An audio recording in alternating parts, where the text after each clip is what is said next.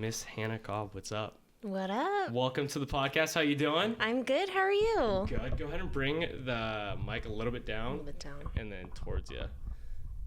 Beautiful. Like that. We've been trying to get you on for a minute. It's I been know. like close to a year. I hit you up and I was like, hey, you still down? I am. So I wanted you on because like I'm a personal trainer and your boyfriend's a personal trainer and we have a lot of fitness friends and you deal with basically people who have eating disorders at your facility, right? Mm-hmm. Can you describe like what is it and what you guys do over there? Yeah. So I work at an eating disorder treatment facility. It's residential treatment. So people come there who are needing 24/7 care by staff, nursing, therapist, dietitian, in order to treat their eating disorder. Yeah, so for that, like, a lot of people wouldn't think you need, like, this whole facility, Yeah. right? Yeah. For, like, as I guess, like, in their head, like, a simple, quote-unquote, like, eating disorder, right? And, like, you've probably seen the severity of it, right? Oh, for sure. So, like, I guess, like, what are some, like, crazy, not necessarily stories, but, like, how severe can these go? Like, a lot of people think it's just, like, in people's heads, and, that it could be solved just by like maybe just therapy at home or learning about health and working out and I don't know, proper diet. Yeah. So actually, let me explain kind of, there's different levels of care. Okay. So there's inpatient, which is a hospital setting. Is that like kind of where you guys are at or no? We are a step below that. Okay. So inpatient is basically like somebody who's needing a feeding tube and like It gets that bad. cannot even put food in their mouth at all. How does someone, I guess, before we move on, Yeah. like get to that point? By having a very severe eating disorder, like mental illness. So fear of weight gain is the Or root weight of loss, it. or is it usually just mostly weight gain? It's weight gain. Okay. Basically, it's fear of weight gain, but it's what weight gain means to them, which is what a lot of people have a hard time understanding. A lot of people think like, just eat the food. They can't because, okay, I eat the food, I gain weight. That means that I'll be judged. People won't love me. I'll be alone forever. Like it really goes so much deeper. Yeah. How does someone like develop that, I guess, like fear of like not being loved because of their body? Like, you know, because like you're born and you don't automatically have that. Yeah, an eating disorder is a coping mechanism. So I think a lot of people experience a fear of not being loved, or a fear of being judged. Sure. Like everybody feels that on some level. In the development stages or in like everyday life, sure. Right. Nobody wants to be judged. Everyone wants to be loved. Yeah, exactly. However, you and I have ways of coping with that, like little bit of anxiety or fear around that Sure. in healthy ways. Like we work out, we hang out with friends, we talk about stuff, with our friends. It's like social stuff. And you have like groups to, I guess, like talk about it healthily. Right. Yeah. So people with an eating disorder, they have not developed the skills to be able to handle that fear and anxiety in a healthy way. Okay. So they develop an eating disorder. Is this usually... They could have developed like alcoholism, gambling addiction, shopping addiction. Like you can develop any addiction or maladaptive coping mechanism to deal with that fear.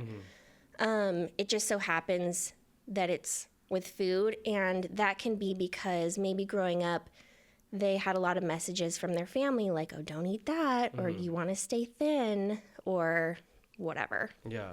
I see a lot of like the opposite though. Like a lot of people never, I guess, like lose weight or because they have like friends saying like, oh, you're fat, or parents saying like, oh, you're fat. Therefore, they identify as like a fat person or a bigger person. And then therefore they don't believe that they can I guess like be like a fit, healthy person, Mm-hmm. like in those developing stages as well. Is that like a eating disorder as well, like eating too much? Yes. And like just identifying as like a bigger person? It's not even necessarily that they just identify as a bigger person, but binge eating disorder binging, yes. is the most common eating disorder. Can you like describe what that is? Yeah. So binge eating disorder is eating in excess. Okay. And it feels like a compulsion. And, Okay. and it meets a need. Typically comfort. It soothes anxiety. It can soothe depression for the moment that the binge is happening. And then after, there's so much shame, Yeah. which then leads you feeling uncomfortable, which makes you want to eat again So to it's just like- soothe that discomfort. So Food is the comfort. Yeah. Food is the thing that helps, but it only helps momentarily, similar to a drug. Sure. So it's just like a never-ending cycle. That's like hard to Absolutely. hard to win at it. Yes. So I guess like how do you start to like beat that The beast? cycle. Yeah. Yes. So basically, and I would tell anyone this, like this is kind of the basics of what you need to know to get rid of an eating disorder. Yeah. Is find out what the function is. What is good about your eating disorder? Okay, which is a lot of is people good? don't, yeah. Okay. A lot of people don't approach it that way because that seems a little bit like, oh, you're just going to make them think that their eating disorder is awesome. Yeah. No, they're in treatment, not living their life because they have an eating disorder. Clearly, it's not awesome. Yeah. But it's doing something for them, which is why they have it. So what's good about it? Okay, it provides you comfort. It gives you a sense of confidence. Like if you're in this body that you think that society likes, like you have a false sense of confidence. Sure. You feel successful. In what way? I can control myself. I'm better than others at eating the right things or not eating that. I'm not going to eat that because I have control. I'm disciplined. Is that I like can be more successful of like, in my is that more eating of the disorder. anorexia part That's or disorder? it can be in a lot of different ones. Sure. But yeah, primarily anorexia and bulimia. Okay. Can you describe those two real quick? So anorexia is just restricting food in general, not engaging in any binge behavior. Okay. Bulimia is binging and then compensating for that binge in a multitude of ways. So everybody's different, but it could be purging, which is vomiting. It can be over-exercising. Bulimia could be overexercising? Okay. And it can also be restricting. It could be laxative use. Those are the primary ones. What do you call it for, what's the disorder that it's like you see yourself in the mirror, but it's not actually who you are? Is that just body dysmorphia? Yeah. Which that term is thrown around a lot. Yeah. And it's body dysmorphia is more so when you think that one specific body part doesn't really belong.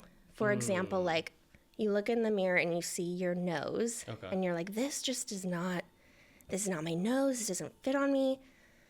But it's like, it's very specific to one body part. Yeah.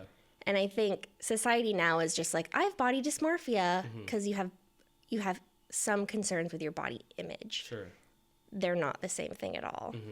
So a lot of people misuse the term 100% all the time. Most of the time, yeah.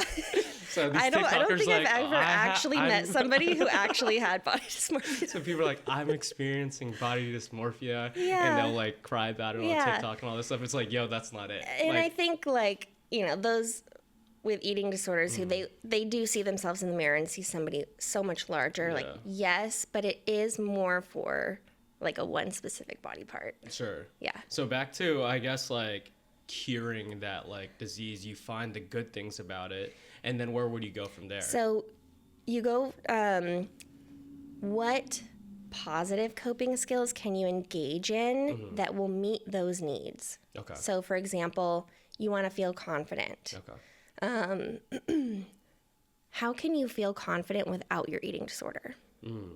Just like finding, maybe if that's like exercise or learning how to put on your makeup properly, or Yeah, and it can also be, we try to have people look like inward too, like what is positive about myself? What can I be confident in myself and my own personality that fuels that need, meets that need. Are these like therapists like talking to these patients and then diving deeply into that? Yep. Okay, so say they find like, I don't know, like you're very funny and you telling jokes it makes you confident, right? Yeah. And you identify that comedic personality as something that you could exchange eating for to have that confidence, right? Does that make sense? Yeah, I think... Is that like a good example or no? I think let's use comfort as an example. Okay. So I binge because that provides me comfort. Okay. I mean, we all have like our comfort foods. Like I eat this food and I'm like, yeah, this is great. I love some ice cream when Exactly. when I'm down. We can all find comfort in some foods. So Sure. For those who struggle though, it's they're always going to that. So I'm needing comfort in my life. Where can I find that? Literally, even like curling up in a blanket could be comforting. Watching your favorite show, calling a friend. Yeah. It meets that need of comfort without going to the food. Yeah. So sometimes we'll have clients set up binge delay plans. Okay. So like, okay, when you feel that urge to binge, first of all, check in with yourself. Are you actually hungry? Maybe. If so, you can have a snack or a meal, whatever you're needing.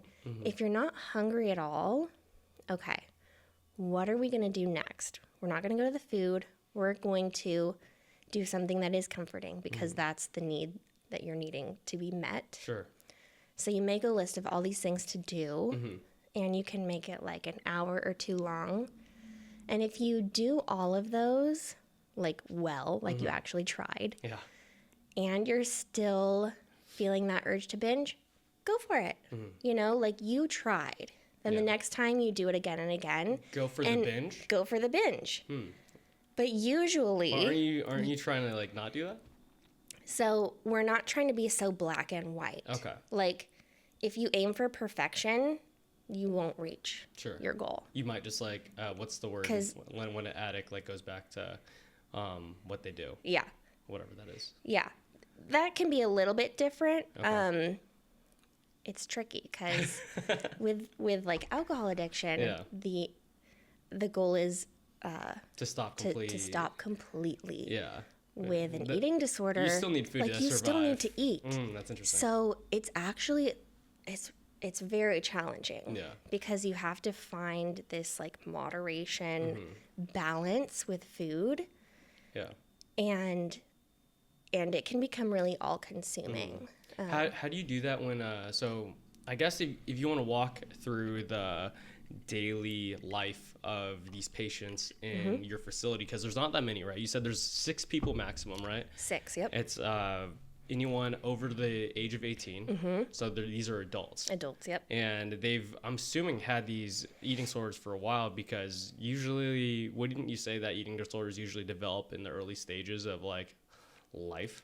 Just because like, I don't know, like, especially with like girls, they see all these beautiful humans on social media now that they're just trying to be, and it probably like messes up their head a lot. Yeah, social media doesn't help. Yeah. I will say that's been interesting. But yeah, typically when we're doing intakes and hearing about clients' stories, they usually start around, young can be around 8 to 10. Okay. but as they become a teen, that's kind of usually when it starts. Okay. Why do you think around that age? I think, people are learning how to kind of interact with society on their own.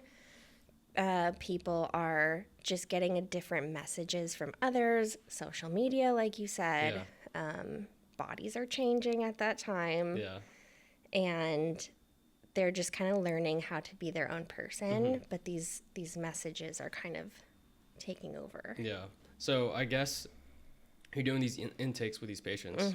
They're describing, or I'm assuming they or their parents, or is it mostly them? It's them. Okay. They're describing like what they're going through. Because are they being asked to go in by themselves? So it depends. Okay. And so they're adults. Okay. We do not hold people. You have freedom to leave, freedom to It's not a jail, come guys. and go. It's not a jail. Although, so the younger adults, 18 to 26, I would say, a lot of times have a lot of influence from their family. And their family usually has kind of a financial hold over them.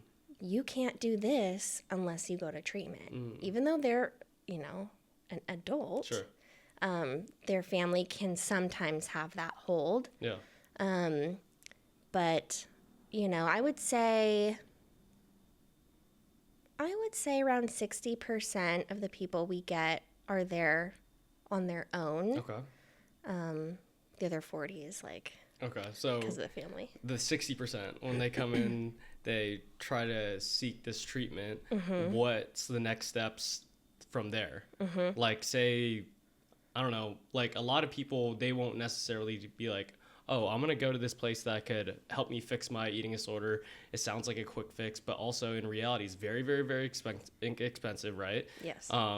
You have like 24/7 watch? Yeah. Okay. And so I guess continue from there. Yeah.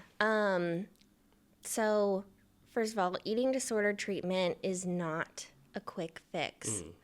We often see people who come back a few times because it's so challenging.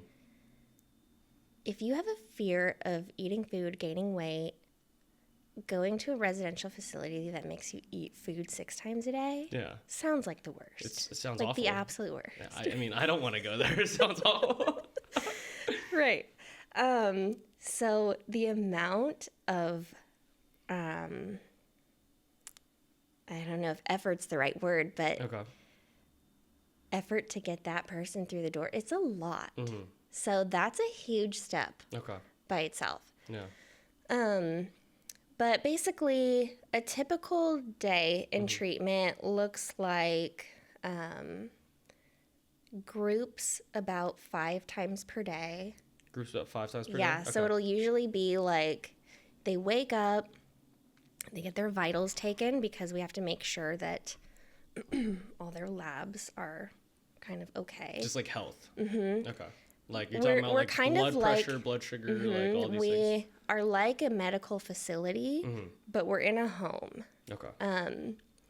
So like an actual house? Oh, it's really? a residential home. Oh, wow. To make it feel Safe. homey, safe, comforting, right? Yeah. Not so scary. Then they will have breakfast. They will have groups, snack groups, lunch groups. So what do you mean groups?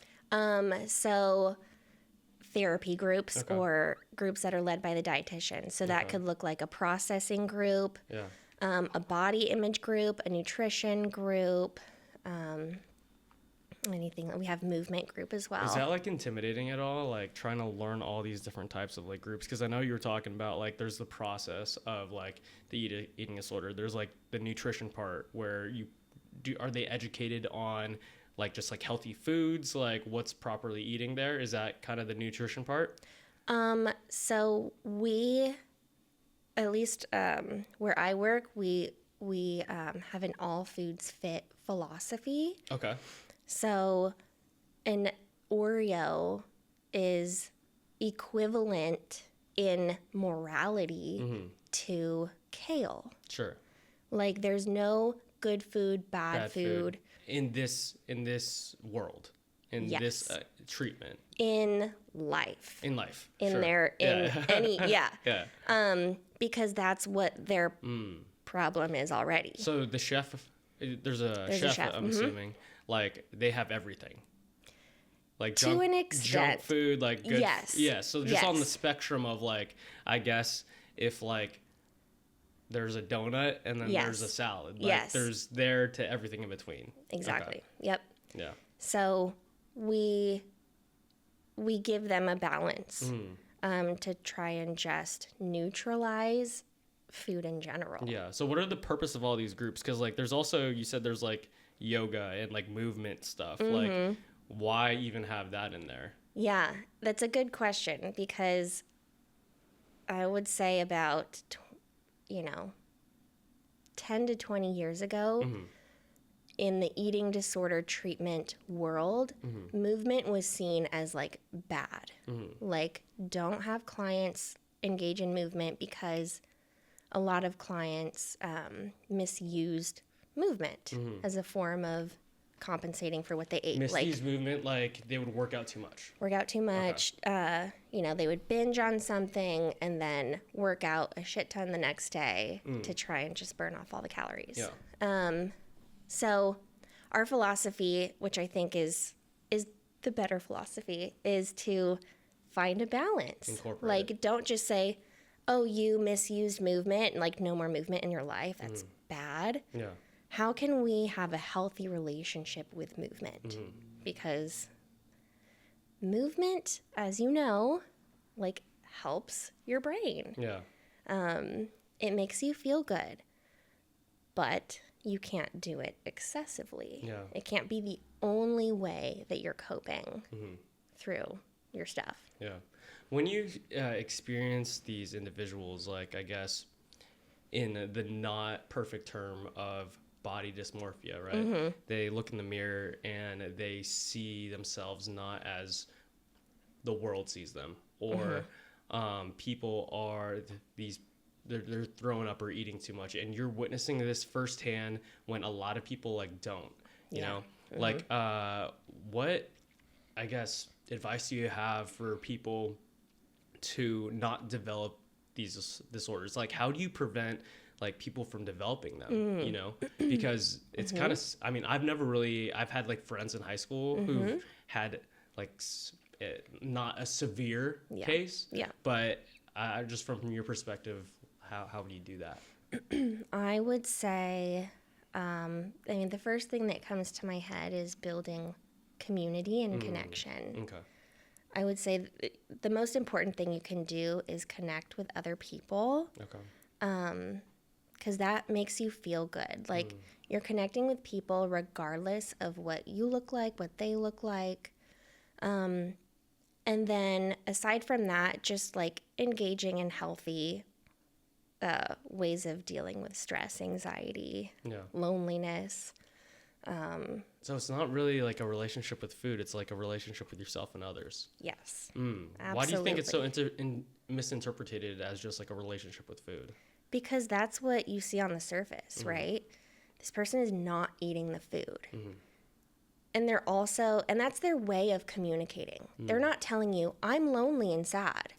They're just not eating, right? Yeah. So, of course, that's what people are gonna just see. Okay, you have a problem with food, or somebody is eating in excess. No. That's all that you see. They're not telling you, and they don't know sometimes themselves. Yeah, that's what I'm saying. They don't they haven't developed the insight yet. Yeah, is I guess in reality is like that most of the time like the case, like in reality? I would say so, yeah. Like if you had that level of insight, you probably wouldn't need residential treatment, first of all. You would go to your therapist and say like, yeah, I'm sad, I'm lonely. I think that's why I'm doing this. Yeah. I guess like the devil's advocate to that is like when I was in college, I had a lot of bodybuilding friends. And most of these bodybuilding friends had like eating disorders. Yeah. But they really cared about their body. They ate a lot of like good food, like, and they had communities, they had friends, Yeah. they had really good families, and they would binge, they would purge, they would do all these things. So I guess that's the counter argument that I'm placing in my head, because that's my experience with these disorders. Were they using their community to meet that need? It doesn't seem like it. No, I don't because believe so. they were binging, purging. So it's similar. Most of our clients, or a lot of them, can have really good supportive families.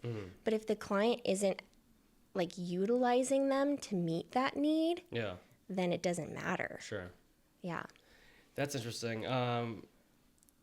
Let's go back to like the eating disorders, because we talked about binge eating, we talked about anorexia, bulimia, and we have a couple that I have never even heard of. Yeah. That you put on the list, and it was ARFID. ARFID, Yeah. and diabulimia. And diabulimia. What the heck are those? Yeah. So ARFID, avoidant restrictive food intake disorder, Okay. is unique because it actually has nothing to do with body image, which the rest do. So Okay.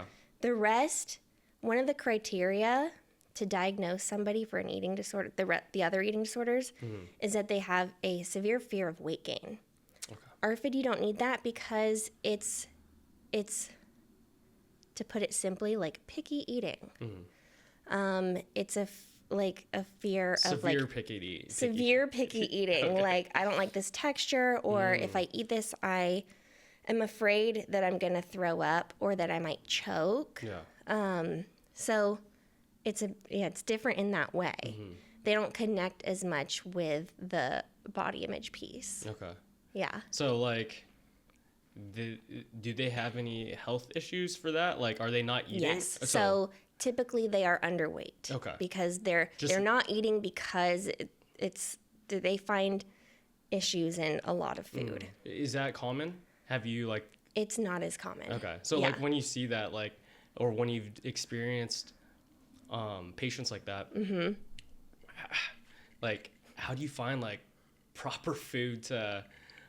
Say they only like tacos. Like, are you just feeding them tacos every single day, nothing else? No.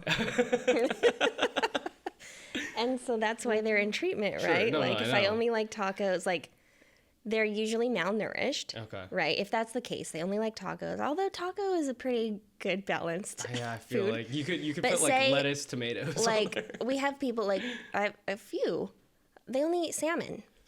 Okay. Like, that's it. Nothing else. Nothing else. Nothing else. Like zero. Pretty much. I don't know if I could live my life like that. But is that necessarily a bad thing?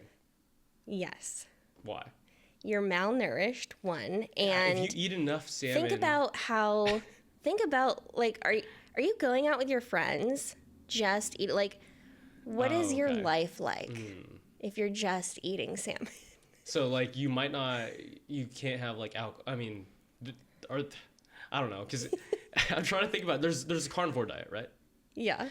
And I know a few people who are on it, and they just eat meat, Yeah. with salt, right? Yeah. But they'll like go out, they'll have drinks with friends, they'll have whatever, but like they choose to do that. Yeah. And it's not saying they are discriminatory against like chips or Sure. dessert or anything like that, and they might have it once in a while. Yeah. But most of the time, it is just meat and salt. I would say, regardless And that's like of having an eating Yeah. disorder or not, balance is probably sure. the better way to go. I know, but But like, with those people, they're not doing it because everything else is like the worst thing in the world, right? Like that they can't bear putting something else in their mouth because they fear that they're going to choke. But they won't choke on the meat, you know? got it. So this is like It's they're fear-based. Scared. They're scared they're about. scared. Okay. So it's like I'm scared of eating an Oreo or something like that. Yeah. Yeah. And what's the other one? Diabulimia. Diabulimia. So this one is interesting. Most people have not heard of this at all. Okay. But it is somebody who has diabetes in conjunction with an eating disorder. Okay. But what's unique about it is it's typically type 1 diabetics, they do not produce insulin. Insulin helps you digest, break down food. So they have kind of found like a magical like way of eating food. So they can eat food, and if they just don't take their insulin, they pee it all out. And none of it, like the weight doesn't stick. The carbohydrates break down to sugars in their body. They pee out sugar, basically. Yeah. And they don't gain weight. So, you know, you could go out and binge on Taco Bell and not take your insulin. They have the insulin. Wow. Because insulin is what helps you keep those nutrients. Keep the nutrients. It's very unhealthy to do that. It sounds like that sounds amount like a of trick. sugar. That amount of sugar in your bloodstream is like can be fatal. Oh, how so? You can go into ketoacidosis, which I am no doctor, so I don't know all of the stuff about it. But it's when your bloodstream just has way too much sugar, and you're feeling really faint. And so basically, you go to the hospital when you're in ketoacidosis. But a lot of people with type 1 diabetes, they've found like I can lose weight while binging on my favorite foods. Like they're not even maintaining; they're like losing weight. I mean, like in the worst way possible, it's like the perfect formula. Exactly, and that's what I tell them too. I'm like, you have found like the golden ticket. However, you're gonna die later. Yeah. Like, but yes, and so. Like to tell somebody like, no, you can't do that anymore feels devastating. Like, well, then what do I do? I don't know how to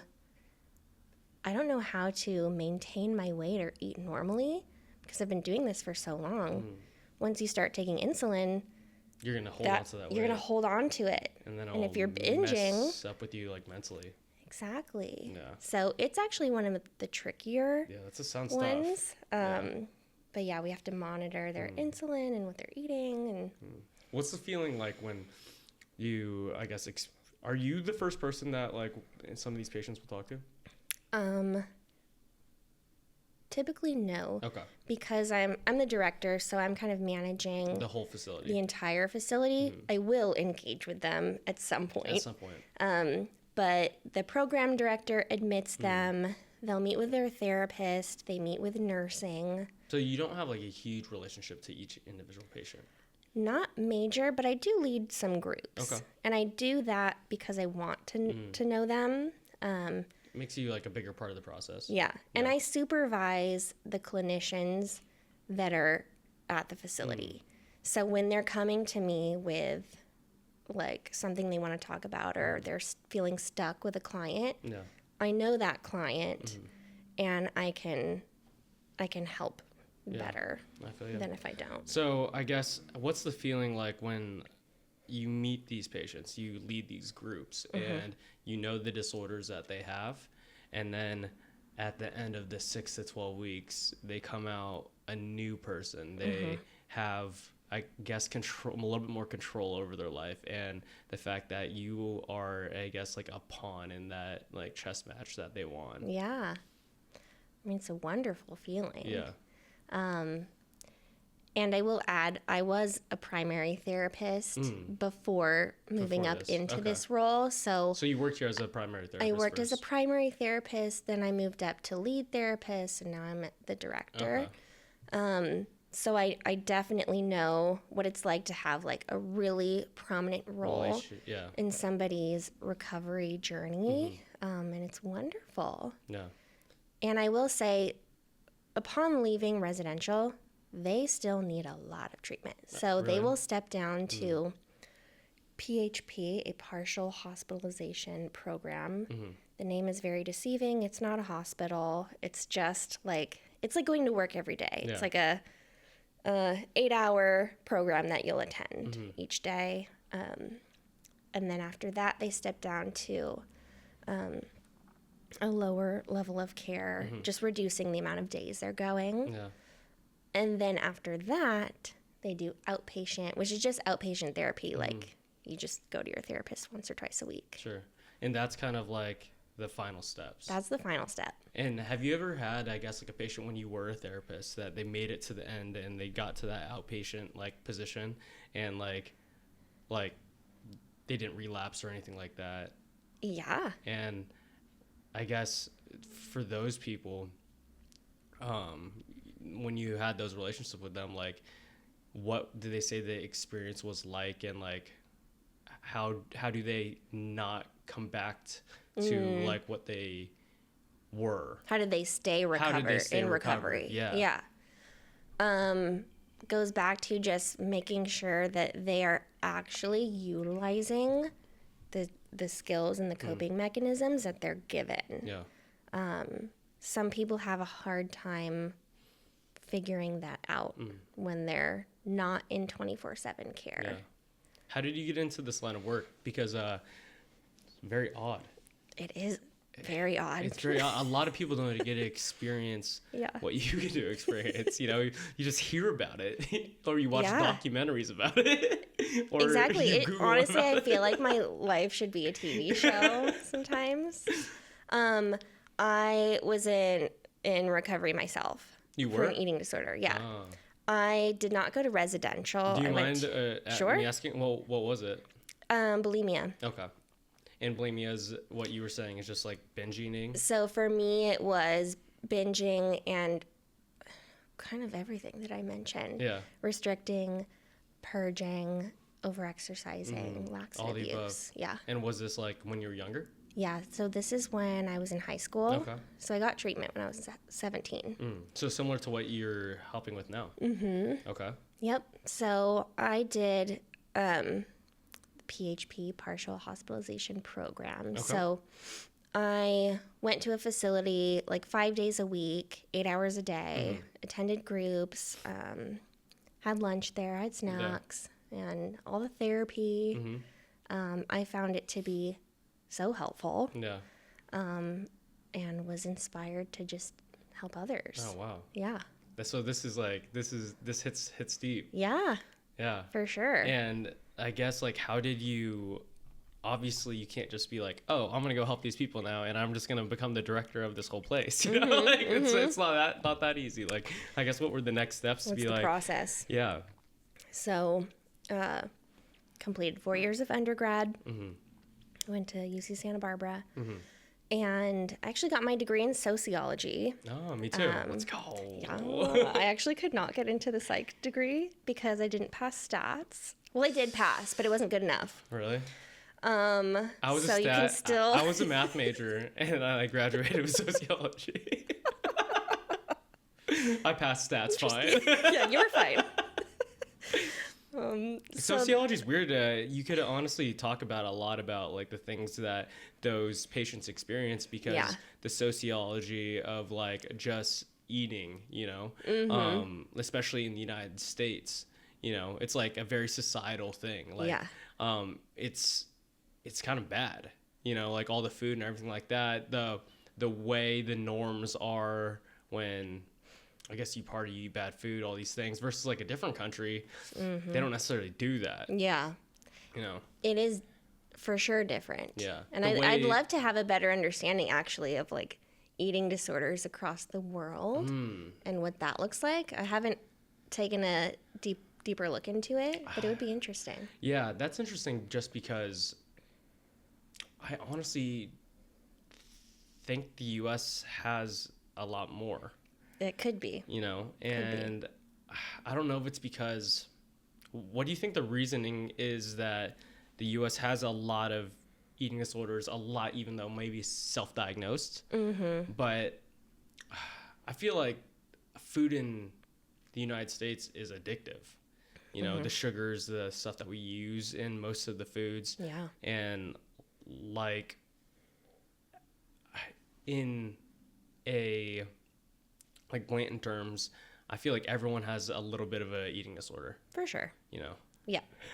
We actually, we have assessments that the clients take weekly and at the beginning and end of their stay. and it actually rates like how severe their eating disorder is in comparison to the average person. And the average person, so the highest you can score is 6, raging eating disorder. Yeah. 0, no eating disorder at all. The average person rates at a 1.5. Out of 6. Out of 6. Why So, 6? Just cause? I don't. That's just how that assessment is set up. That scale. But that's to say that average Joe will score a 1.5. Yeah. Not a 0. Yeah. So everybody's got something. Yeah. Why do you think know? that is? Because like I don't know. For me, when I'm like having a really stressful day or something like that, or I don't know. For some reason, I'll be like, I'm going to the store. I'm getting like a pint of ice cream, and then I'm gonna have like a scoop, and it ends up being like the whole fucking pint. Like, you know? And because like, it works the same way as like a drug would. The dopamine spikes that you get when you're eating the ice cream, they make you feel good. Yeah. So you're gonna want more. Yeah. That's crazy. Food is a drug, and a lot of people don't like treat it as it. Yeah. You know. Yeah. So back to I guess the story of just like how do you got to where you were right now? So then I went and got my master's in clinical psychology at Pepperdine. Okay. Pepperdine's dope. Yeah. It's super pretty campus. Oh, for sure. So I'm a marriage and family therapist is what I specialized in. And then while you're in school, you do have to get set up at what they call a practicum site, which is where you're working for free for the most part at a nonprofit organization helping out, and you have to collect hours in order to become a licensed therapist. At least in the state of California, you need to have 3,000 hours of client contact, documentation, supervision, which is when your boss or supervisor is helping you with your cases. Yeah, it's a lot. It takes at least 2 years. How do you deal with, I guess, 2 years is objectively not that long. Yeah, right? That's a quick way to do it. That's a lot of, that's a quick 3,000 hours. Yeah, exactly. And working in residential is a really good way to collect hours because you're with them all the time. Yeah, so it's like 24 hours today. Yeah. So I guess like from that aspect, how do you stay, I don't know if the word's present, but like objective to the patient and to yourself in the sense that like, I guess for these 3,000 hours or for the therapy sessions that you did before, like, I'm just curious as someone from the outside, you have people like pouring their hearts and souls out to you, right? And not just, I guess, like in this food disorder world, but prior to in the marriage and what's marriage and family therapy. Marriage and family like world. And just as a human, right? Yeah. People throwing emotions at you, like me as a friend, and if someone's throwing like a ton of like, I guess not necessarily trash, but baggage of their life on you all the time, 3,000 hours of your time, like that sounds like a lot, girl. You know, like how do you cope? I mean, how do you keep yourself sane in that? Compartmentalization. What do you mean by that? That means like you go in, you open yourself up in that hour with that client, and in that moment, you're really present with them. And then leaving the session, are they gonna like leave you? No. What do you mean leave you? Like, is their impact on you gonna just shut off? Probably no. Not. Yeah. But you can compartmentalize. Like, okay, I'm going to put that on the back burner now. I'm doing this. I'm hanging out with my friends, going out to dinner, and I'm going to remain present in this moment. So I guess mindfulness and remaining present is a really... it's a lot easier said than done, though. It is easier said than done. And a lot of clinicians struggle with that. Yeah. It takes practice, too. How do you stay present most of the time? The gym. Gym? And friends. Gym and friends? Pretty much, yeah. And I think, too, just over time, like, in the beginning, yes, you take on your client's stuff a bit more. Yeah. And then you realize, like, what is this doing for me?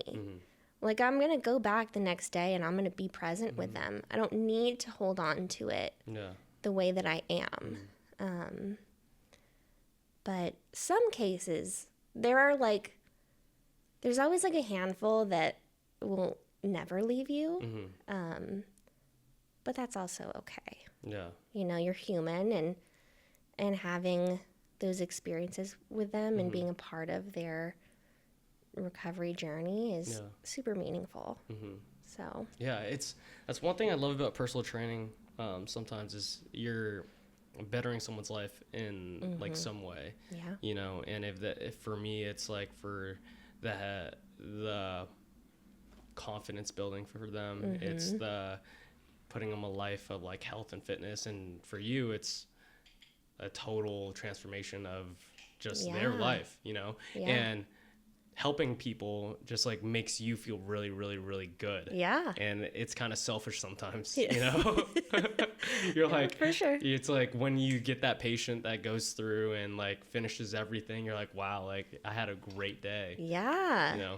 Oh, it feels so good. So I guess like you finish the 3,000 hours and then you could eventually just like work your way up. So like you have to take a law and ethics exam and pass that, and then you have to take your licensing exam for to actually, like, once you have your 3,000 hours, you submit them, then you take this licensing exam that kind of just tests you on everything about being a therapist. And once you pass that, you're good to go. But that's not necessarily for like what you're doing right now. That's just being a therapist. That's just being a therapist. Yeah. So for what I'm doing right now, there's a few ways to go about it. I mean, the way that I did, as I said, was I was a primary therapist in the residential center and moved my way up. Just obviously performing well. Yeah. But I will say the role that I'm in now, it's management. Okay. And do they teach you anything about management in therapy school? Probably not. Absolutely not. Yeah. So it's different. Yeah. But I think like you see your managers working and those who are above you working, and you kind of can take that on and develop that for yourself. But it's definitely different. Yeah. You gotta learn how to like manage people, talk to people, you know, be communicative and like say things in a proper way that they're understanding exactly. And I always thought it would be very similar to like having a client. Like a personal training client? Like no, like a therapy client. Like a therapy client. Like managing a staff of people, like I could talk to them similarly as if I'm talking to a client. No.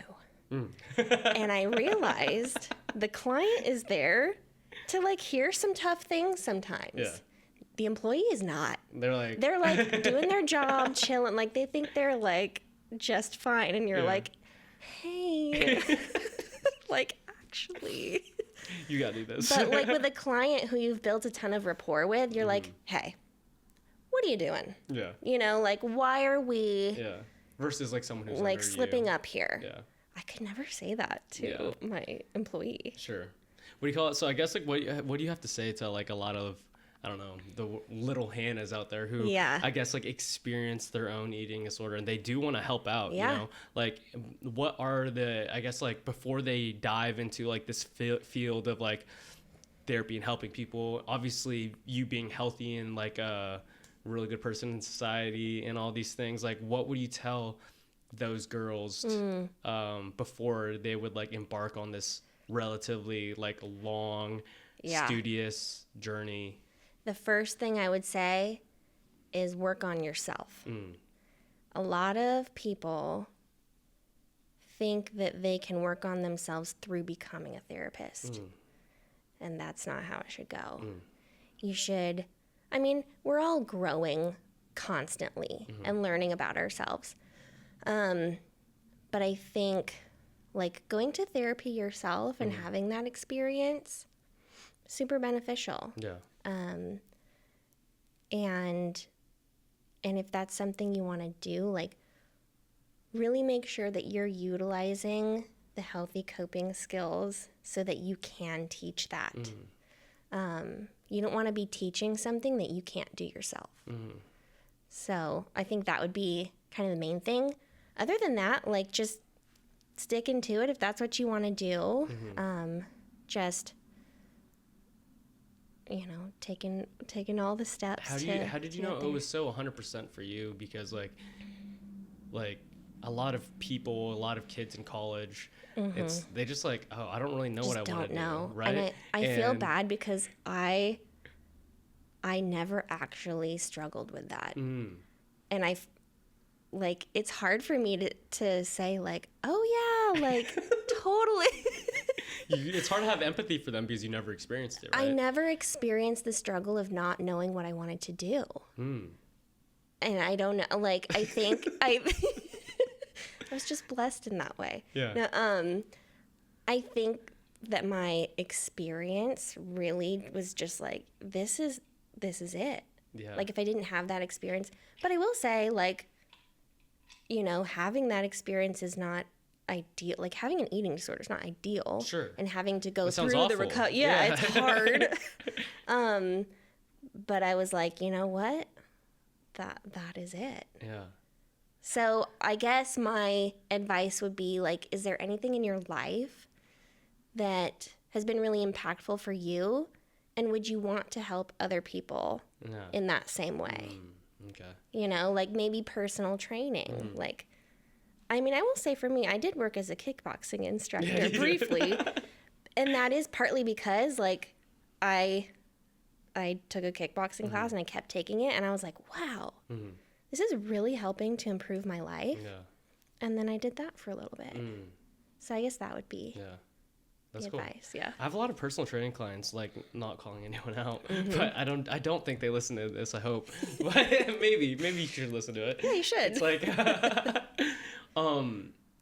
like they'll lose weight, right? Their goal is to lose weight. They'll lose weight. Yeah. And then, like, I'll go on vacation. They'll go on vacation, and like the 30 pounds that we just lost is right back on them, you know? Yeah. And I'm just like, I try to motivate them in a way that, like, hey, if you don't change, like, this lifestyle, not just as, like, a quick fix, you might not be there for your, like, kid's wedding in, like, whatever years. And just try to hit the heartstrings of, like, that motivation.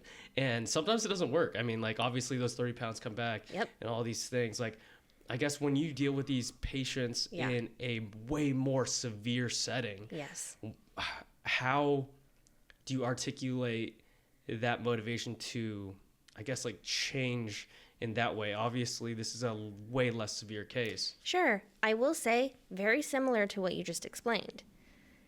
We can do everything we can to articulate why change is good.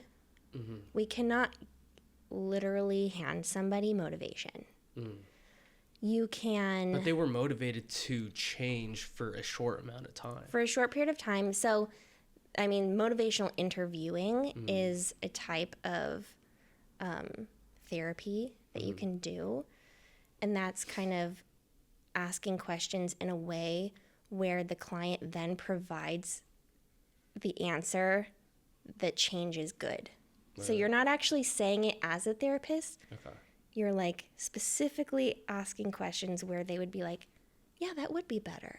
Okay. That would help me. Okay. So you're not actually saying it. You're, like, hinting at it. And then it's coming out of their mouths. If it's coming out of their own mouth, they're much more likely to do it than if it's coming out of the therapist's mouth. Because it's like, oh, they're just telling me that. Yeah. But if I'm actually saying, like, yes, improving in this way would be better for my life, it's hard to argue with yourself. Yeah. You can argue with a therapist all day. Yeah. So that's something that helps. Just them them saying that this is going to be them saying, like, yes, that would be better, or yes, I should eat because it'll, you know, or eat less in my case. help me get to my goal. Yeah. Yeah. What's the creativity in your line of work? Because obviously, if you look at it objectively, there's like not a lot of creativity, right? If you just be like, oh, this is a medical facility that helps eating disorders, right? But there's way more to it than that. Yeah. You know, and I believe there's like some creative aspect in every line of work to accomplish like the end job. For you know, and I guess like, how do you experience creativity in your line of work? Yeah, it's a good question. I will say like therapy is an art and a science. I lean more toward art. How so? Because a client will throw anything your way, or especially in a group. You're in a group of 6 people and somebody wants to throw out some off the wall shit, and you have to finesse your way into making that into keeping everyone calm. Are you allowed to say like any crazy shit that happened? Yes. Question mark. I'm trying to think. Like what's some off the wall shit that like you would experience? I'm trying to think in connection to your question.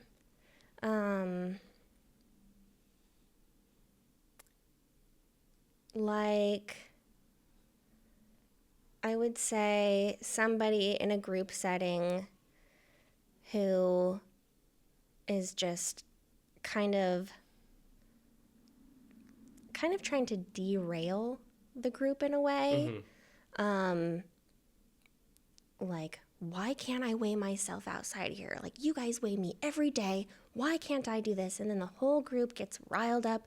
Yeah, like, why can't we weigh ourselves? And it's just like, oh my God, why do you think you're here? First of all. Yeah. But, you know, like the group is going a certain way and then somebody throws in just a comment like that, which is a fine question. But then like emotions can get really high.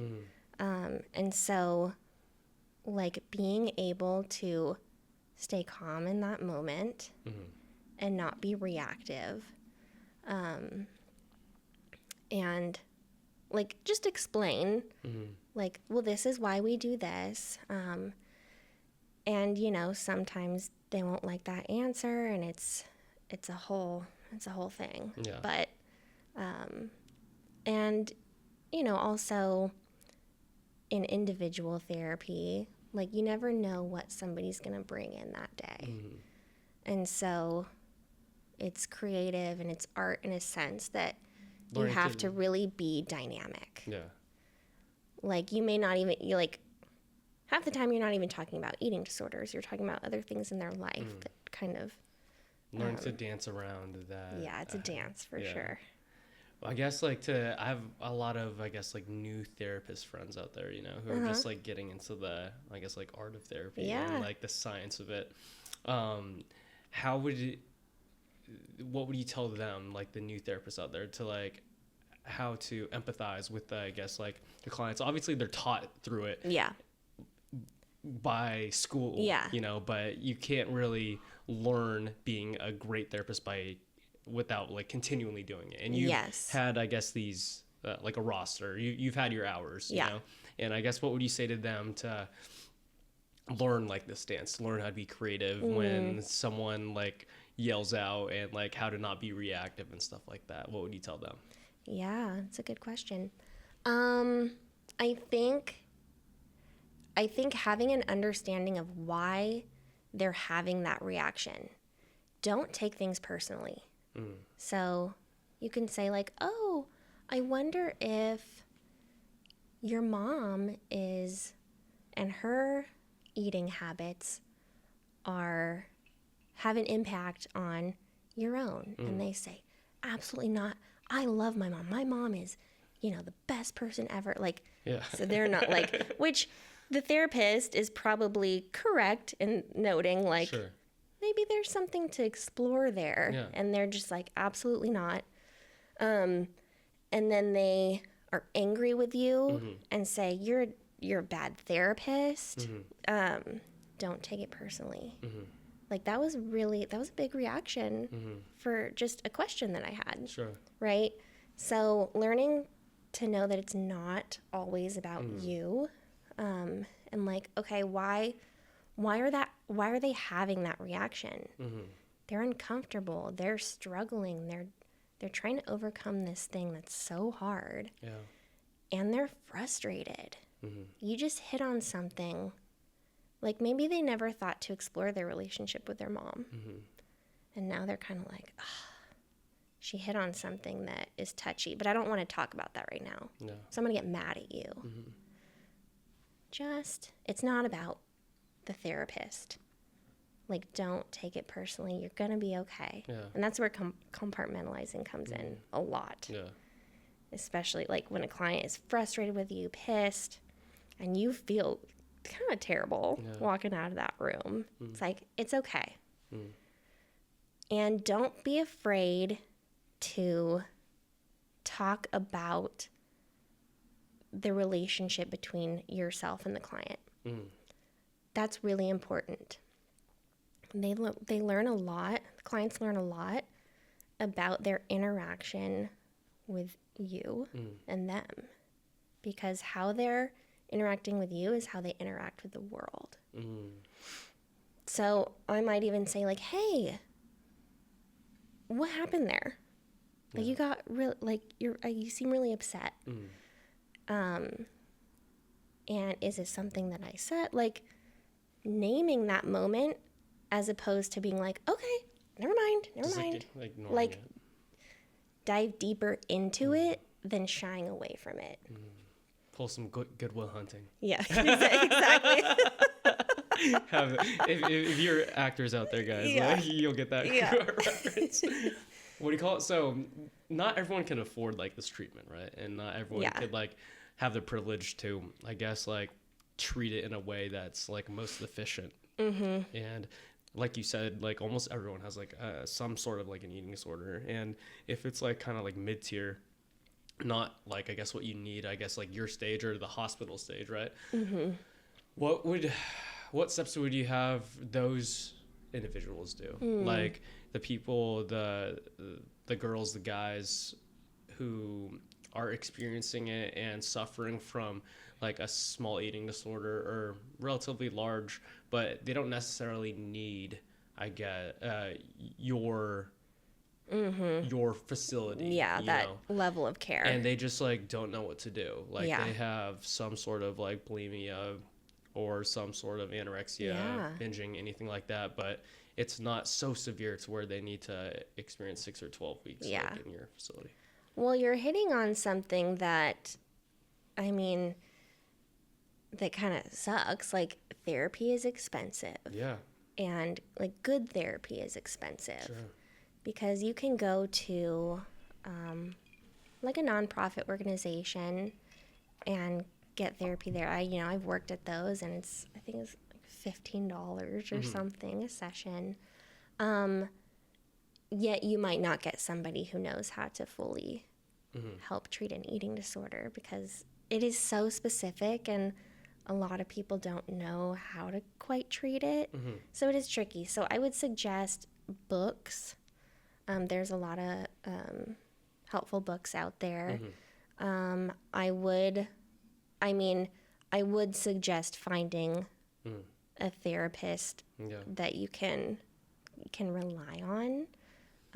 It's just a sticky situation because objectively, like, you're trying to get help, but like a lot of this help's like really expensive, you know, and like they're just like, shit, like, do I if I pay for the right therapist, if I get the treatment that I need, like I will be in like this debt. You know, that would like necessarily, like, one part of my life has helped a lot, but another part of my life is dramatically fucked up. Yeah, I know. It is tough. I will say, I mean, we accept insurance, which I know insurance can be expensive too. Yeah. I mean, our treatment is around $1,500 a day. That's a lot. It's a lot of money. Through insurance, though, that would be covered. Yeah.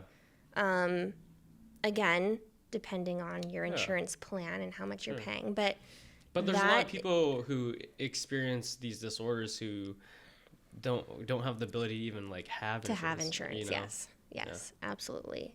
And so that's where books would come in. That's where the nonprofit organization would come in. Community funding. Yeah, and that's something that needs to be better. Yeah. To be quite honest. Because like that's one problem that I see that's like true in the U.S. especially is like our healthcare is so expensive, and the people who have the ability to have it because the money that they have, if it's the family, is it their jobs, you know? Yep. And it's just kind of shitty. Yeah. I agree. Yeah. I absolutely agree. From your perspective, I guess it's been so many years since like your eating disorder, you know, and like you've experienced it and you've processed it, and now you're helping a ton of people like go through it. But like obviously there's probably still like little hints of, I don't know, darkness once in a while, like anybody who has like a traumatic experience in their lifetime. How do you keep yourself in check?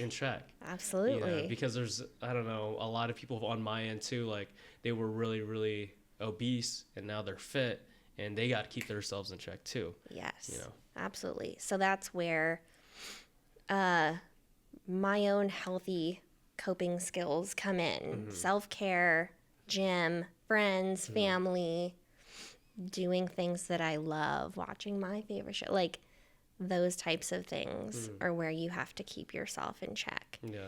And recognizing when a thought comes up that's like, okay, not my fave. Yeah. You have to acknowledge it. Because thoughts are okay. And this is what I tell clients all the time. Any thought is okay. Our thoughts are automatic. They come to us.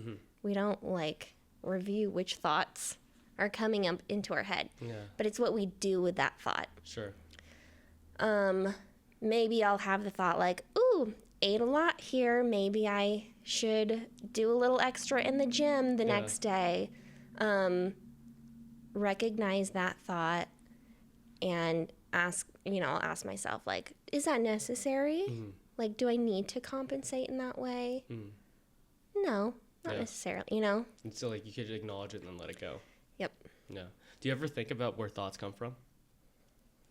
Because I think about it quite a lot, because like objectively, if you look at it, like there's this thing from like outer space or wherever you want to like believe it's from, and it just like pops in your head. You know, if that's like an idea for business, if that's an idea to help this client, if this is an idea to decide to be a director of a clinical service, you know, and you decide to make an action on it, or you decide to let it go. You know, and it's really thought provoking, just the idea of thoughts. Because you just don't know where they come from. Yeah. Just in your head. It makes me think of cognitive behavioral therapy. In what way?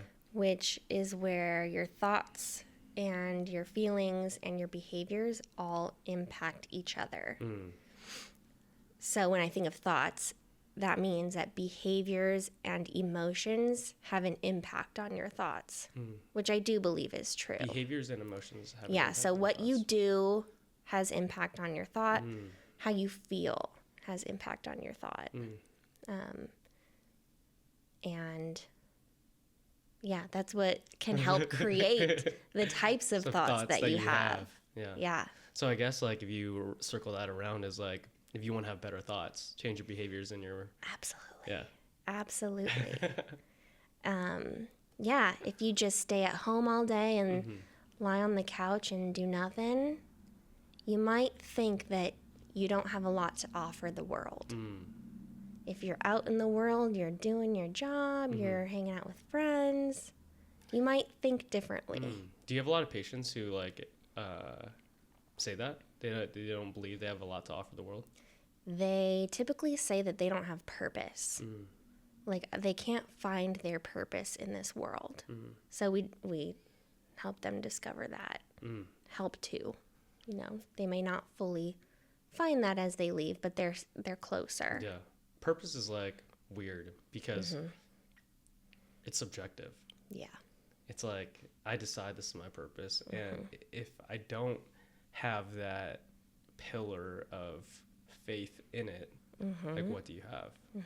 You know? Yeah. And then the comfortability in the knowing that it's you deciding it, and that it's not you deciding it, right? It's true. I mean, it's like makes life worth living, I guess. Yeah. But also the opposite side of it is like, what if it doesn't matter? Yeah. And I think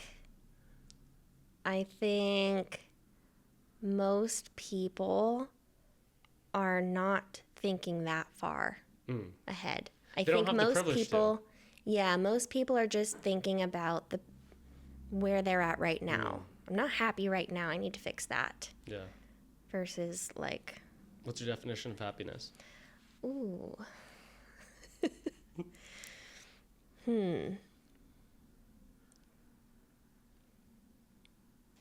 That's a complicated one, I think. I would say being at peace with yourself. I like that. Yeah. Being at peace in what way? Not having conflict. I know that's like literally the opposite of peace, but just being okay. Yeah, I mean, like if you sit alone with your thoughts, right? And you don't have any conflicts going in your head and you're, I guess, at peace, that could be a definition of being happy. And that's not to say that conflicts don't exist, but that you even feel confident enough in yourself to be able to handle it. Yeah. I like asking that question just because, like, everyone has their own perspective. Yeah. And, like, for me, for the longest time, happiness to me was doing what you want to do, when you want to do it, with the people you want to do it with. And, you know, and it took me a lot of time to get there because, like, I was just like, what brings me joy? And that's that. To some people, it might be like, oh, I don't have, like, these crazy conflicts, like, in my head all the time. I'm just at peace. Like, that's happiness for me. Yeah. You know?